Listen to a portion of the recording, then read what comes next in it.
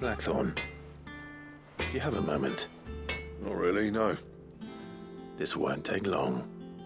I just wanted to ask how you're getting on. August was worried about you, that you might still be doubting your craft, even after learning the trick of that cuirass. Is there something else weighing on your mind? Perhaps sharing your thoughts might help. That bastard's like a dog with a bone. Still, he's got a keen eye, I'll give him that. He's just, well, Karen showed me something. Something I've never seen before. And that was? A sword. An odd-looking thing with a single-edged blade. The metal itself wasn't anything to write home about, but fuck me, the edge on it. You could slice a man clean in two with a weapon like that, and he'd be halfway home before he even realized he'd been cut. So that's what's troubling you? No. Not troubling me exactly. More distracting. Can't stop thinking, how do you get an edge that sharp? It's driving me mad. And if you knew how to do it, we could arm the curse breakers with even better blades. That's about the size of it, yeah. I'll see what I can find out. Sharper swords are always welcome. And we can't have our master blacksmith being distracted. You're a soft touch, you know that. But I can't say I'm not grateful for it. Good luck, eh? Thank you. Let's see what Karen knows about this sword.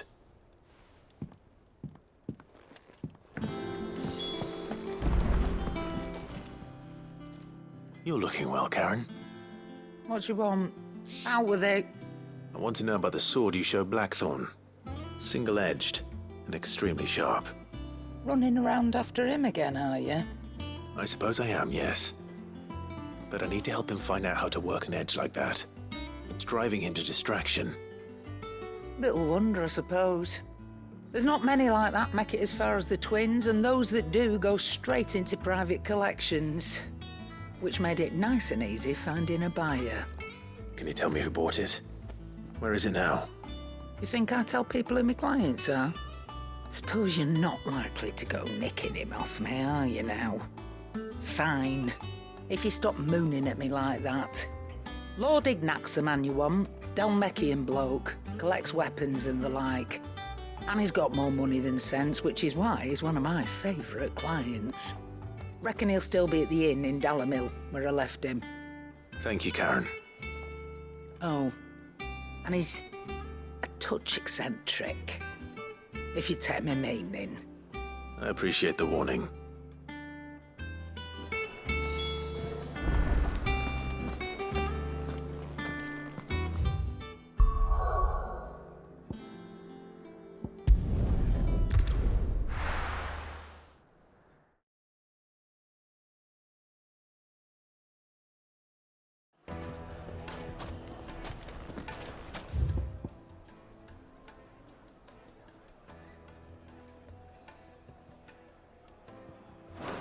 People take notice of wealthy men.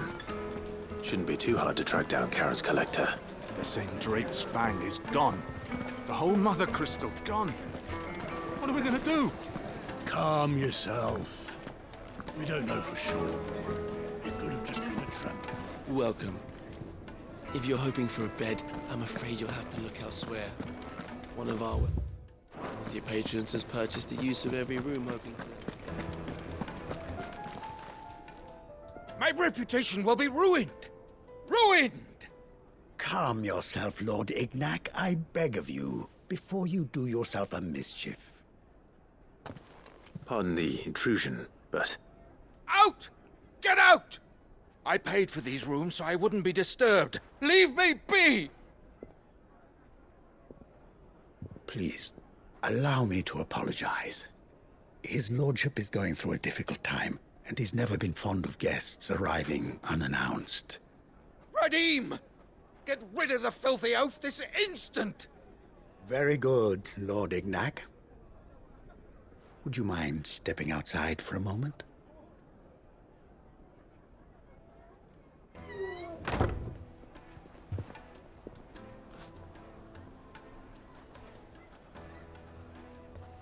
I'm sorry if I've caused you any trouble. That Oh, no, no. That's just how his lordship is. Though the morning's events have left him somewhat fractious. He has been dispossessed of his luggage, you see.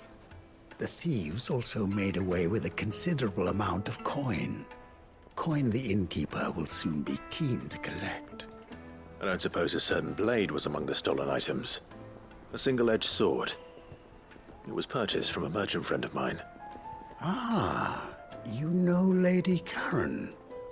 Yes, I'm afraid it was. Then I'll retrieve Lord Ignac's luggage. But I have one condition. You have but to state it. You are welcome to anything that is within my power to grant. I want an audience with Lord Ignac. A few minutes should be enough. Then I'll be on my way. A condition I would be a fool to refuse. Of course, you shall have your audience. I don't suppose you saw where the thieves went. I did not, no. Though some discreet inquiries made on his lordship's behalf mean that I know where you might find them. The bandit's bed. Every ill-gotten coin in Dalamel is said to pass through that disreputable corner of the Valcroy. And that's where I'm heading. I shall speak to Lord Ignac in your absence, and arrange for an audience upon your triumphant return. That will be very kind of you. Farewell, and best of luck.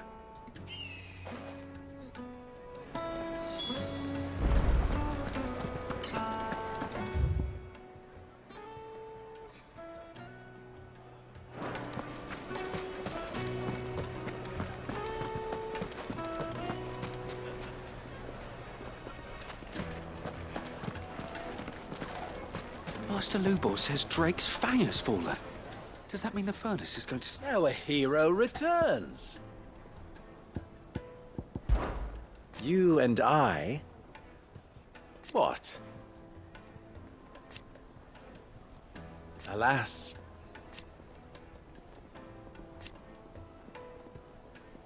Still...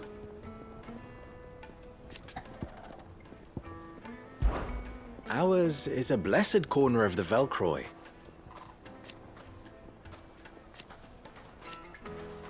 At least they did. So...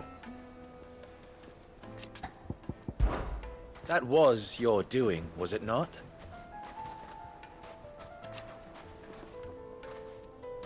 As for me...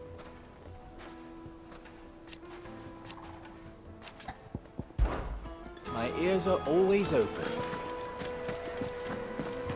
My carpets have The most fragrant herbs and Dusan, I know you're keen, but do you have to use the good salt? Please. Where did all the men have gone? Plates and pots!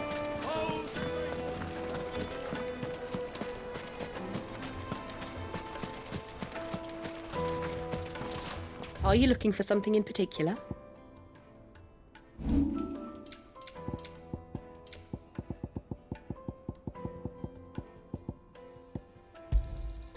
Thank you kindly. Pleasure trading with you.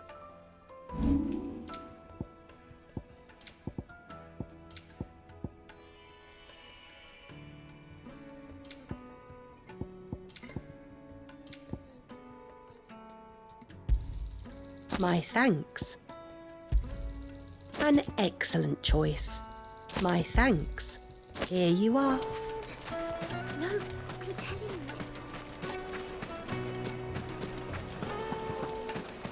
it's... Just look at the detail!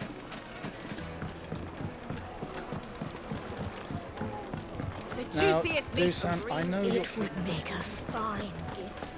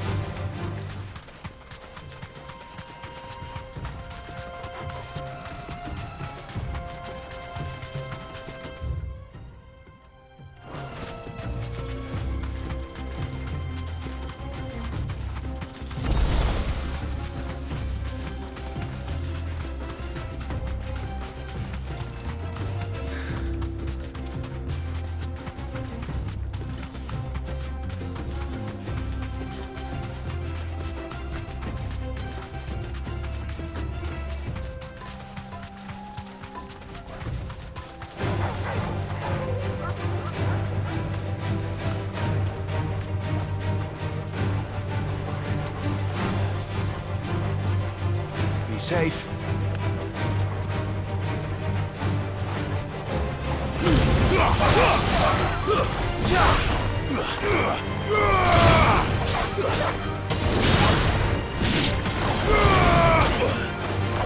Stay down!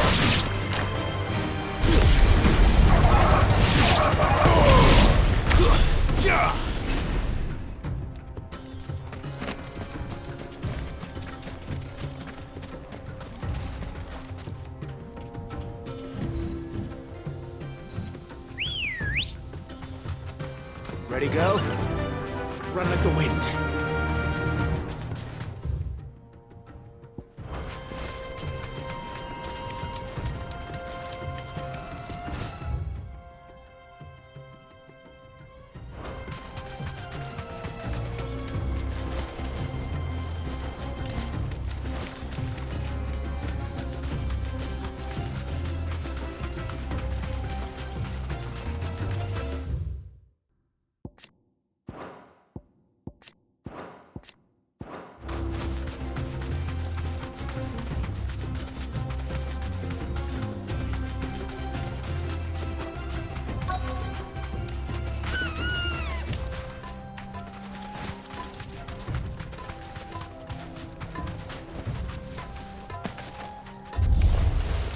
We've got company! Come on, lads, let's tear the bastard's head off!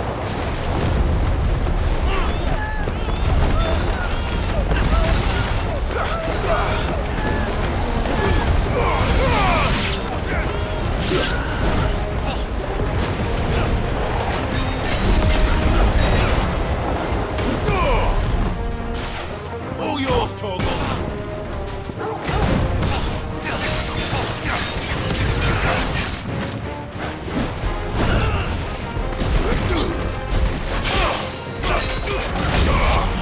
Get him!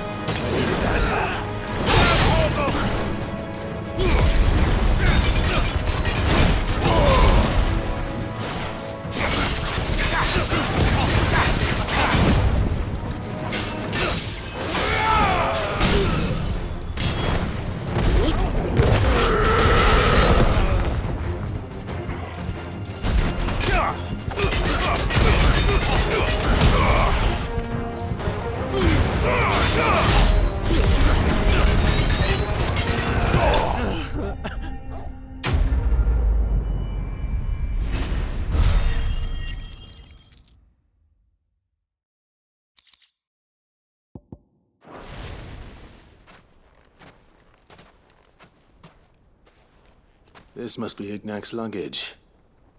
Nothing seems to be damaged. All right. Let's get it back to Dalamel.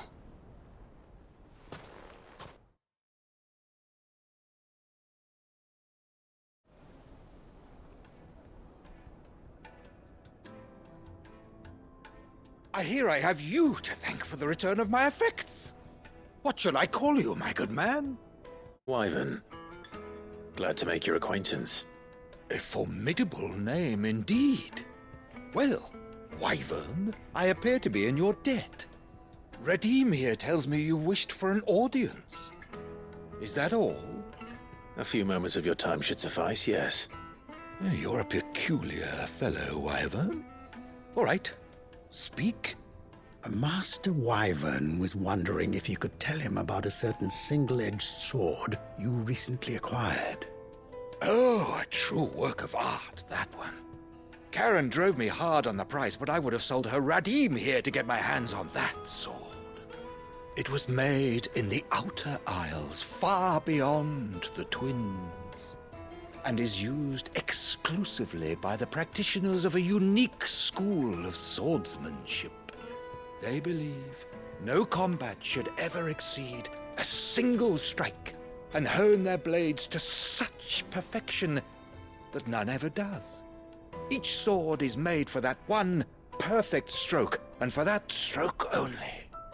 They crack upon a second blow.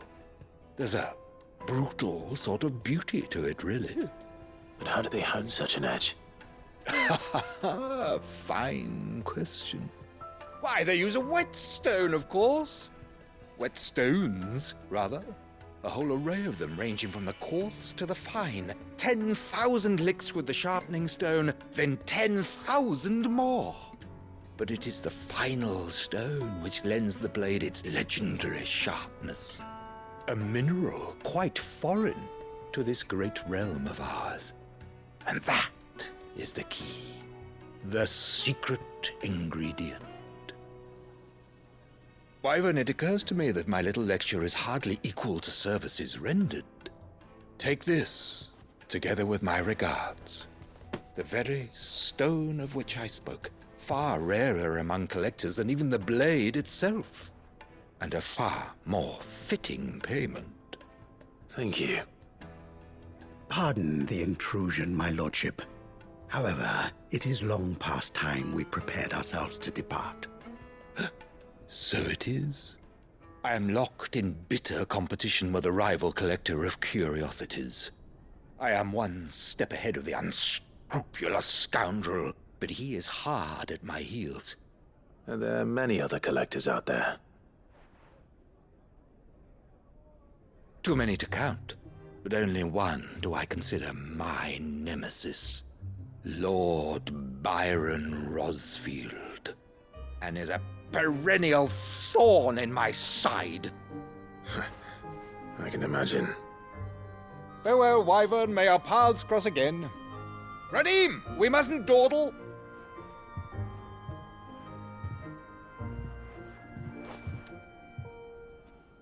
I think his lordship is rather taken with you, Master Wyvern. Thank you again for your assistance. Coming, my lordship. I'll be right there.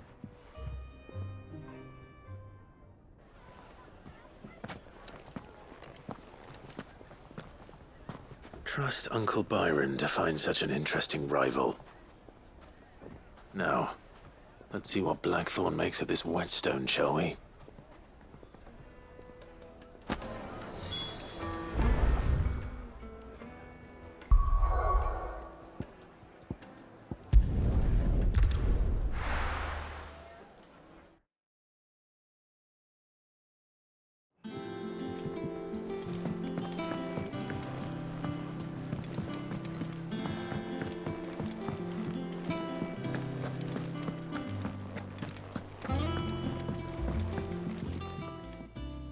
Sorry for the wait, but hopefully you'll agree it was worth it. You learned something about that sword then? I did better than that.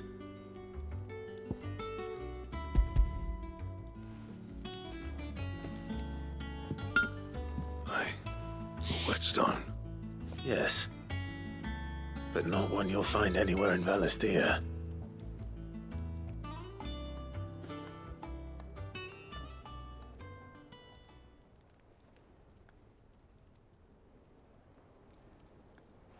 No wonder I couldn't get the same finish on the grinding wheel. One hit and all done, eh? Might not be so bad if all you ever fought were duels. But good luck on the battlefield. Your second opponent would be your last, no matter how good you were. Even so, is there some way it could be used to give the curse breakers an edge? I think so, yeah. With this whetstone and the right kind of steel, I could probably even make a twin of the blade that rattled me. But there'd be no replacing this little rock once I worn it down to a sliver. I reckon we get a dozen swords from it, if that. Swords that the curse breakers wouldn't know how to wield properly, and that would see them through a single fire piece. Nah, no point trying to copy that thing. Be about as much use as a wax anvil. But finishing our blades with a whetstone this fine, now that's something to consider. And what's finer than fallen masonry, eh? Or more hard-wearing, for that matter. Just imagine it. Good Valisthian steel with an edge as sharp as any found in the Outer Isles.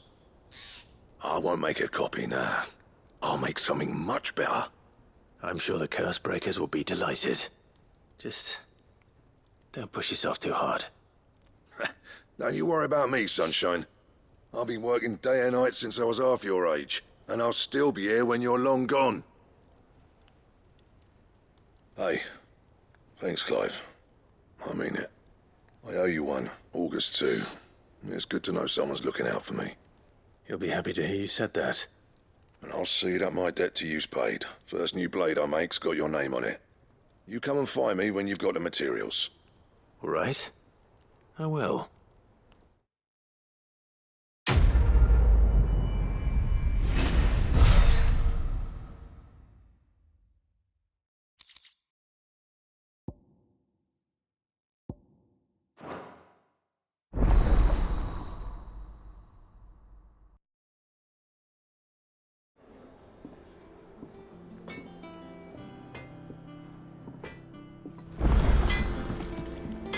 Clive. What's St. Fornian, dear?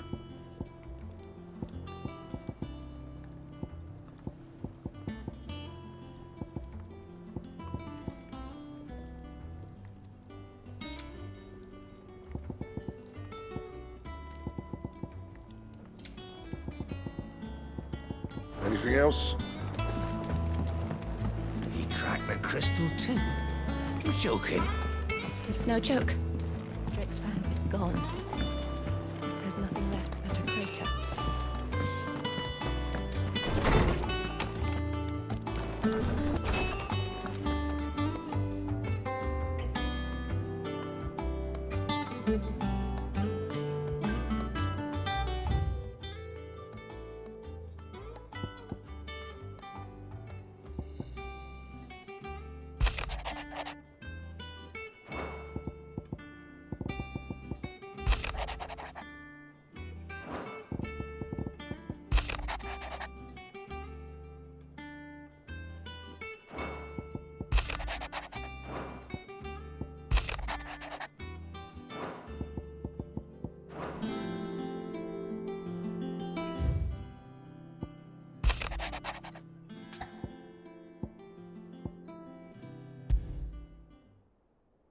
Trouble with the ledgers.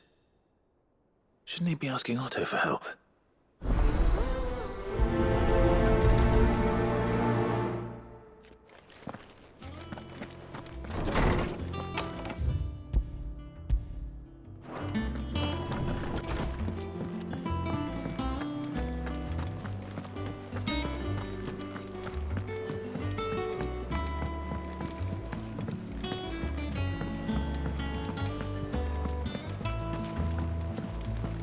Is that the thing Tomes helped with? Mid told me she was building a ship.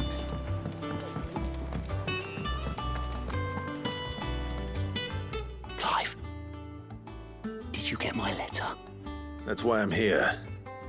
Shh. Otto might be listening.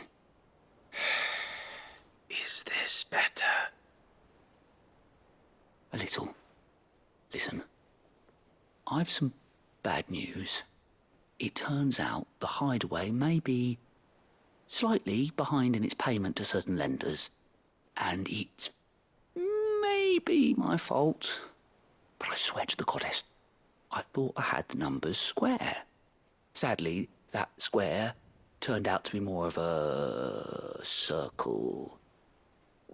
0, you might say. I can straighten it out, I swear, but it's going to take some time, and I'm going to need help keeping it from Otto. Be late for that, I'd say. There you are! What a surprise! So let me get this straight. You forget to pay our lenders what they're due, And instead of coming straight to me, you get Clive to come to you. And I hope he'll dig you out of the hole you've dug for yourself. Clive, the man in charge of the place you've been cheerfully trying to bankrupt. And you thought this was a cunning plan. Why? Well, who needs paying? Oh, just Martha. And the dame. And, well, Lady Karen. But only 500 talents. We owe 3 of our most trusted friends 5 million gil. Each. 5 million each. They lent us the bulk of the money we used to rebuild the hideaway, you see, and, well, I must have made some sort of oversight.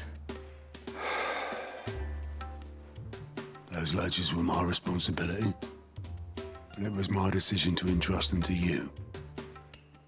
This is my fault. Do we have that much to hand? I can always ask my uncle. No, we don't. And no, you won't. We've lightened Lord Rosfield's purse enough. After the king's ransom we had off him, he deserves better than to see our begging bowl. Besides, we'll need to learn to stand on our own if we're going to make this work. All right. But that doesn't mean you have to shoulder the burden yourself. Is there anything I can do to help? There might be. How'd you fancy taking these to Martha and the dame? Rocks. Rocks, he says. Worth 1,000 talents apiece, these are. A little something Sid and I set aside for when times got lean. And I reckon 15 million in overdue debt probably qualifies. I just hope our associates' eyes are a bit more discerning than yours. I'm sure there will be. Should be me making the rounds, really. But you know how it is with this place. Orders to bark, arses to wipe, and all that. I know. Which is why I don't mind going in your place. Go. Do you know why I only gave Master Clive here 2 star rubies? Because you'd rather Lady Karen killed me. Because I'd rather Lady Karen killed you. Yes. Well, I suppose this is goodbye then. Don't worry. I'm sure Karen will understand. Really? Do you think so? No, I don't.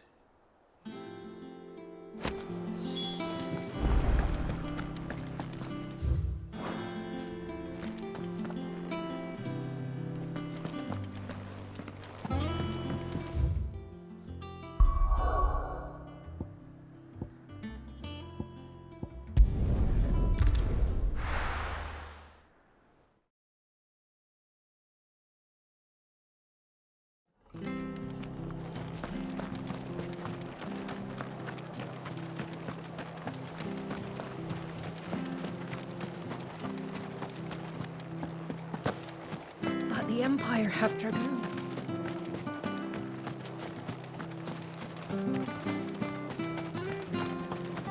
I love Martha like a sister.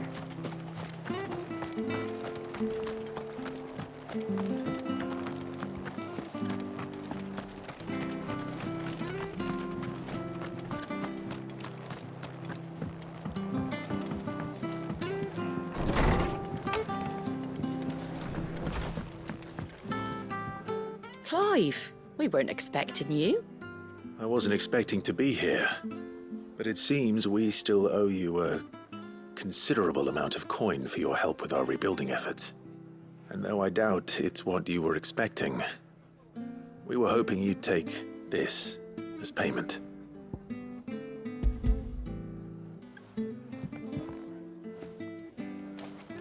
A star ruby? I can't accept this. It's worth at least twice what you owe me. More if you can find yourself the right buyer. Think of the difference as interest. Interest?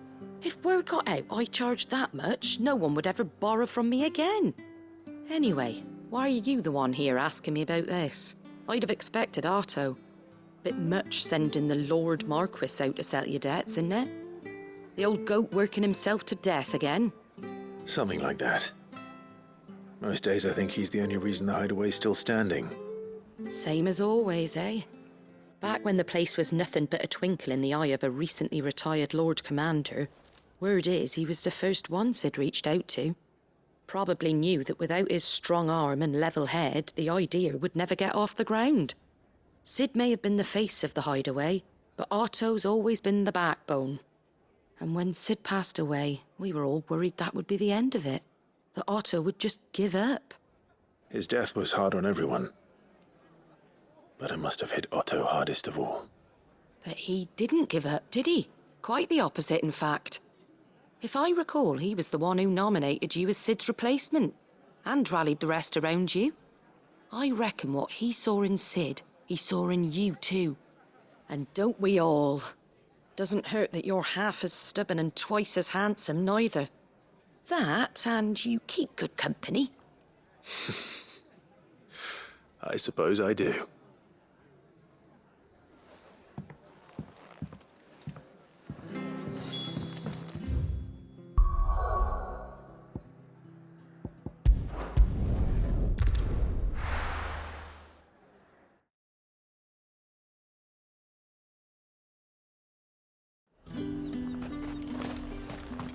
There's talk that the Glassgate flood.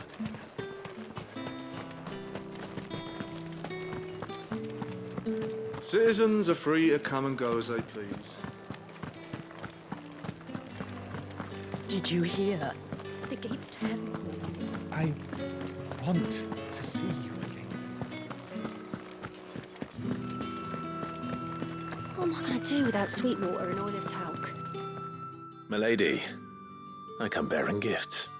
Gifts? Whatever is the occasion.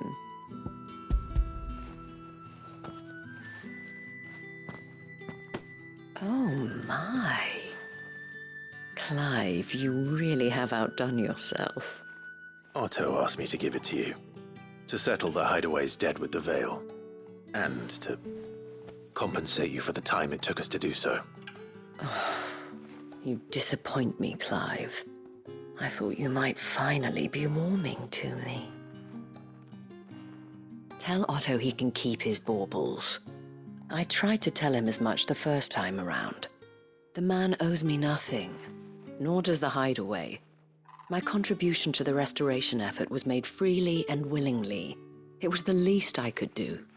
You once told me Sid did you a kindness.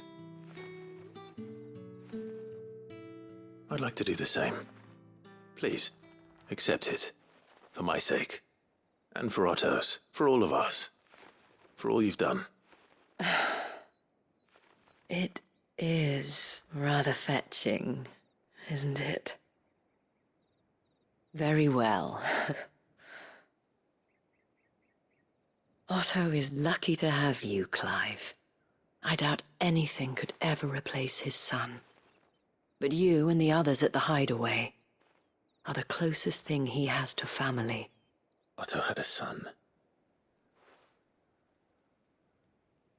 Long ago, yes.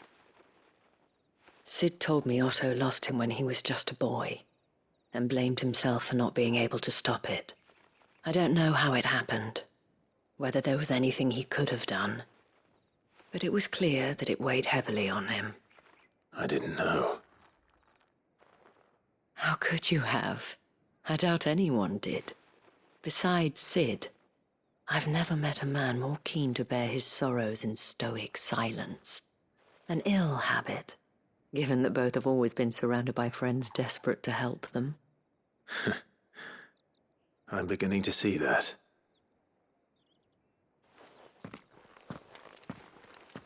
Goat will want to know the stones were delivered. If he's still with us.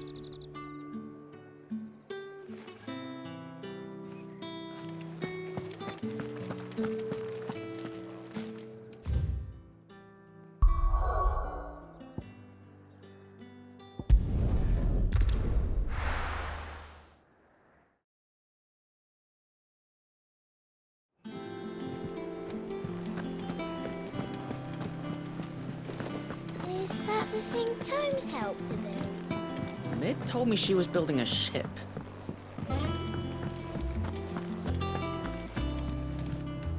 Goat. Still alive, I see. So Lady Karen accepted the ruby. Ah, about that. I tried my best, but she was just too stubborn to take it. She threw it right back in my face, in fact, and told me I could stick my stupid stone where the sun don't shine. Karen refused payment. I hope it wasn't something I said. I'm sure you were as tactful as ever. Let me see what I can do. Oh, wonderful. I hope you have better luck than I did.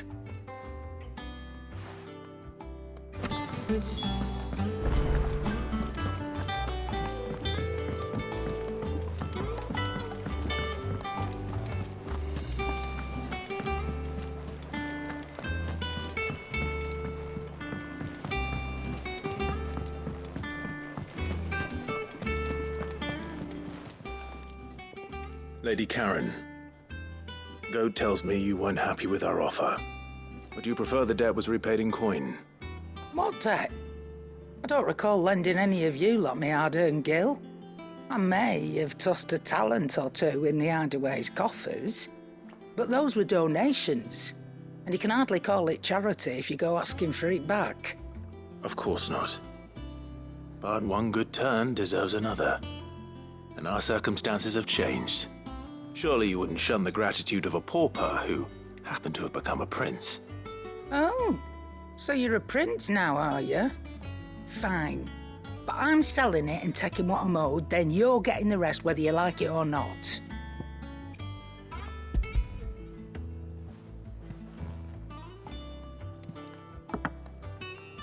Where'd you even get this? A decent trader might nab 1,000 talents for a star ruby. A canny one, meanwhile, might claim it were nicked from the belt of Sid the Outlaw himself and ask twice as much. Might be I already have a buyer in mind. Might be you even know her. A fine continental maid whose beauty's only eclipsed by a guile in commerce. You wouldn't mind, would you? Not at all.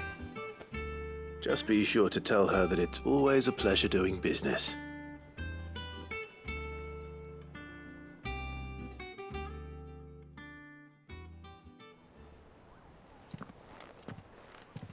I hear you ended up delivering all 3 stones. Thanks to this lump. I sometimes wonder what I pay you for. Speaking of which, I still haven't been paid last month's wages.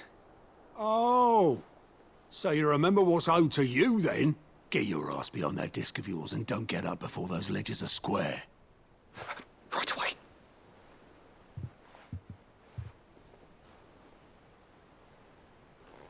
I've seen that before. Yeah. Plenty of times. It was the only goblet Sid ever used, either out of habit or because the filthy sod couldn't be bothered to find a clean one. I knew so little about him. Like most people. Martha and the Dame both seem to have fond memories of him. I bet they do. How long did you know Sid before he... Before he died. 20 summers, give or take. Back in the day, I was a purser on a trade ship, which is where I met him. He bought passage to... I forget where. And having nothing better to do on the long nights, we set up drinking island rum till the morning bell dragged me back to my duties. Quit my post not long after that, on account of making a fine maiden's belly fat. But me and Sid stayed close, promising we'd one day sail the seas again. That was before fate stepped in and said she was having none of it. The magic woke inside my son soon after his first name day, and there was no hiding his knack. Couldn't you and your family have... My family were the ones who summoned the constable, wanted the monster taken away. I couldn't turn my back on him. Forget what I felt And I couldn't for the life of me understand how they could. Luckily, Sid was of the same mind as me.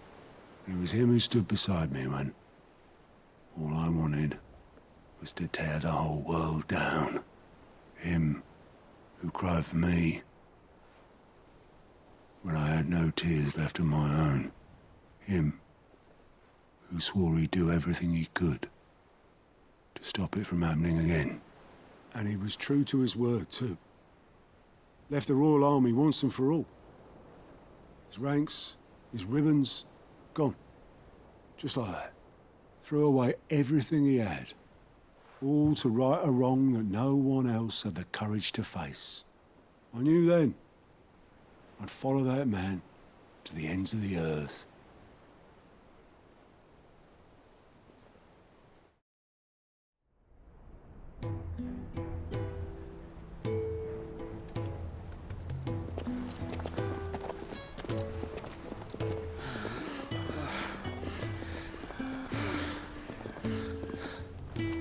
He was always too clever for his own good, was Sid. Saw the world for what it really was, while the rest of us were content to go along with the lie we were shown. And it can't have been easy, bearing that burden alone.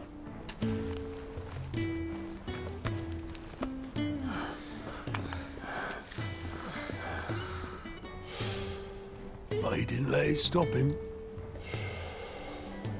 He never lost faith in what he believed was right. And that gave us faith in him. Faith he'd steer us true. So I swore to myself that I'd always be right behind him, ready to catch the stubborn sod, if ever he should fall.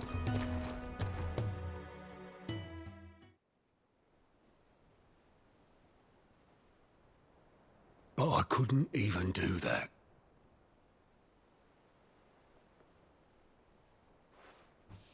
Ignore me. Just the ramblings of a tired old man. Leave that lot. I'll tidy it up in a bit.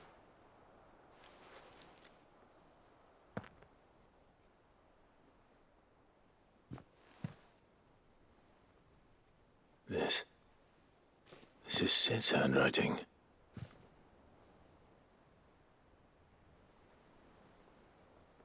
Dear Otto. I may be drunk, but I wanted you to know this place would be fucked without you.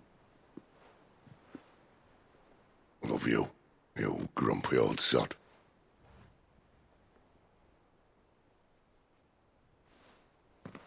This note. Hmm? What about it? Sid was right. Without you, we'd all be lost.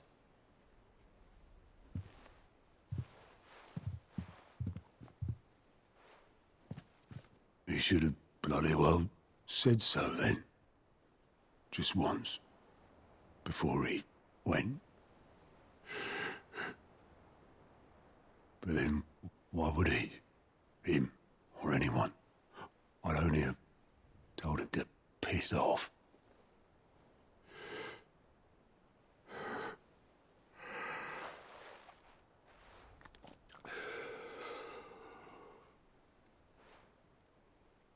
You're wrong, though. Both of you. It was never just me keeping the hideaway afloat. It was all of us.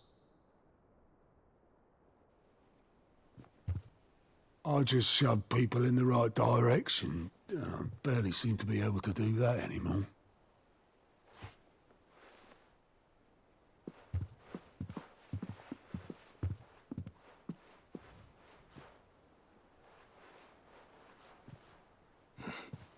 Would you rather go at the helm?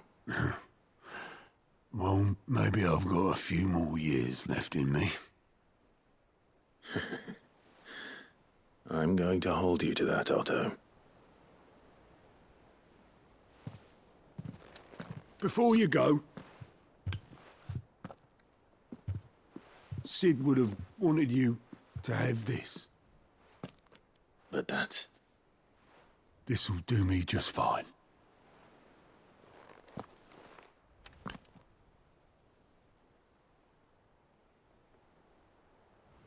Thanks for the ray of sunshine.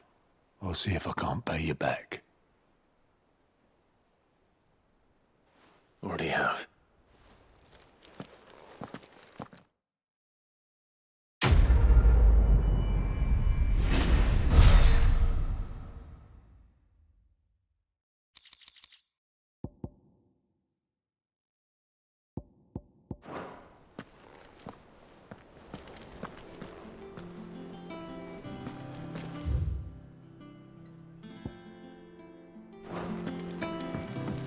Mid told me she was building a ship.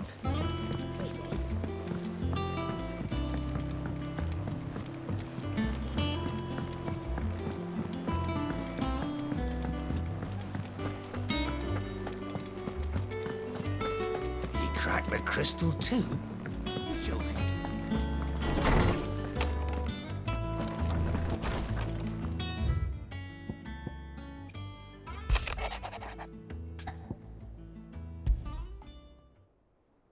What could be wrong with Torgor?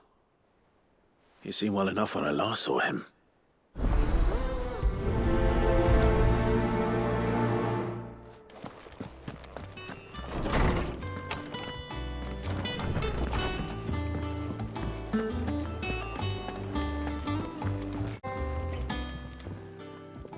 I got your note. You think something's wrong with Torgor? So you can read. Congratulations. But I didn't say how we're wrong with him. I said something weren't right. He's not been eating me treats. He used to love cracking the bones from Molly's boiled brown, but now he won't so much as look at them. Didn't like him.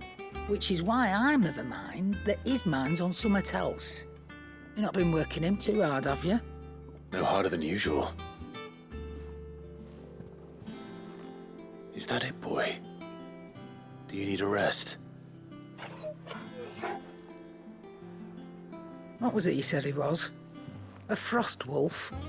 That's what the lawsman seems to think. Then maybe this all has something to do with whatever it is that's woken inside him. I suppose things have been different since Rosalith. Perhaps Hippocrates knows something. Instead of everything, you mean? Perhaps.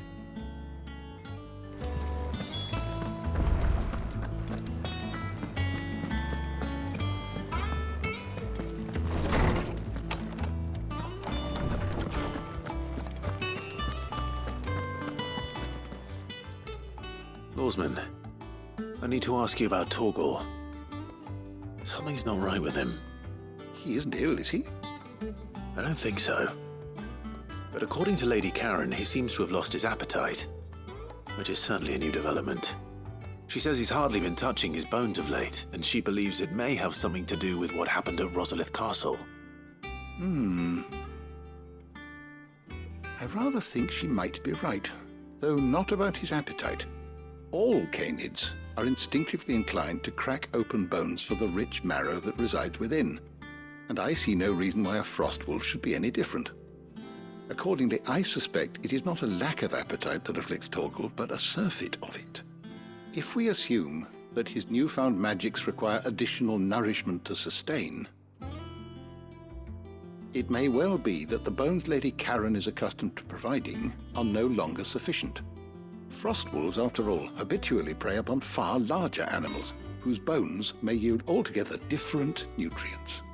As to where one might find a suitable substitute, some antelopes that graze the meadows of eastern Rosaria have been known to grow to a size more than double that of their lesser cousins. I don't recall ever seeing any that large. And little wonder. The oldest and largest such creatures rarely leave the safety of the highlands for fear of predators. The last elder antelope sighting I recall hearing about took place near Cressida, and that was long before the village was abandoned. Even so, it seems like a good place to start. Good hunting, Clive.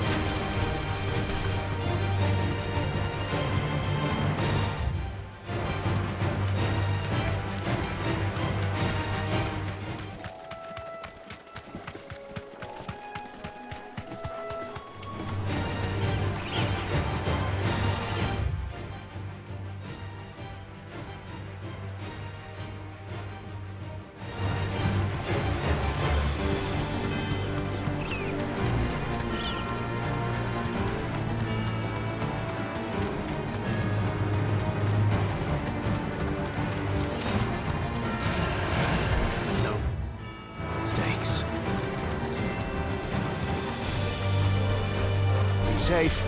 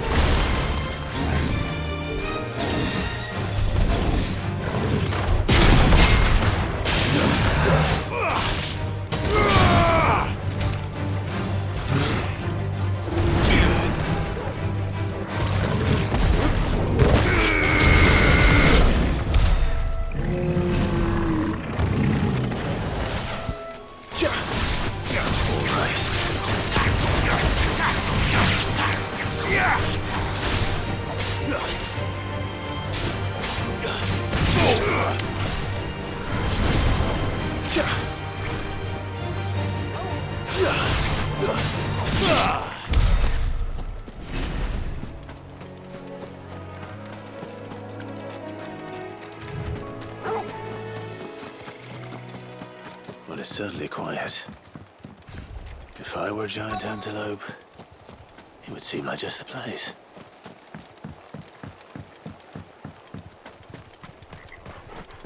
I doubt we'll find one bigger than that. You hungry, Torgal?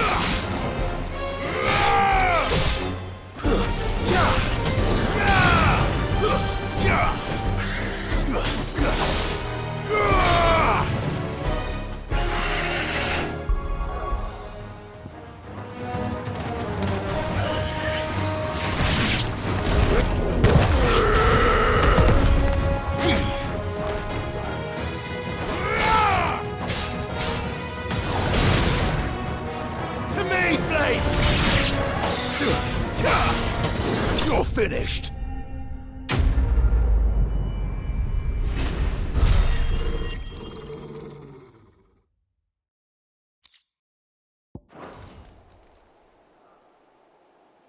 Now,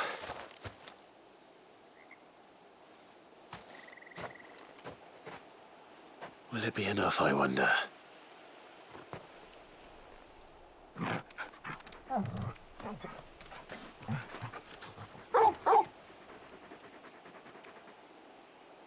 I say that answers my question, which means we owe the lawsmen our thanks. You're just a big puppy, aren't you? A very big puppy.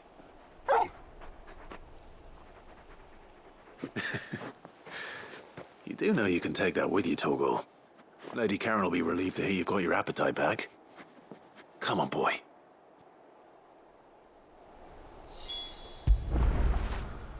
Oh, Torgal.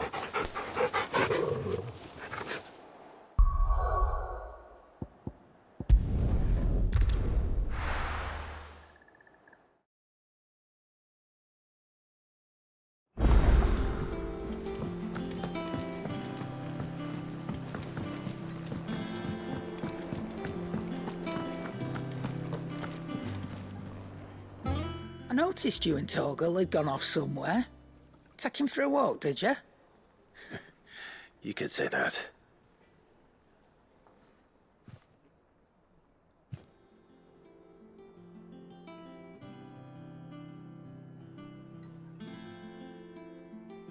So, Molly's leftovers weren't good enough, eh? That'll teach me for treating you like you're still a pup. All right, no need to shout. Now we know what you're after, I can see about getting some in. Speaking of which, I brought one for later. Can I leave it with you?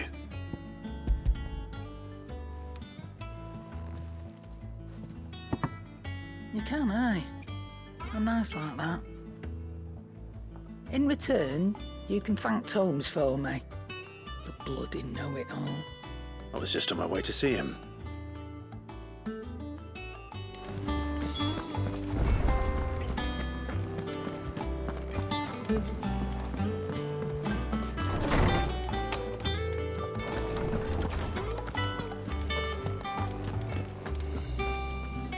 Ah, Clive. Were you able to locate your quarry? We were indeed, Lawsman. You pointed us in exactly the right direction. And Torgal's been a very happy hound ever since. Very good, very good. Lady Karen sends her thanks, by the way, for your part in solving the mystery. Ah. But that reminds me. After your last visit, I found myself pondering Torgal's talents. Do you recall our conversation concerning Lady Jill's role in Torgal's transformation? About how she somehow woke the power within him. Precisely that. A reasonable conclusion, I thought, but one which raised certain questions in my mind. You see,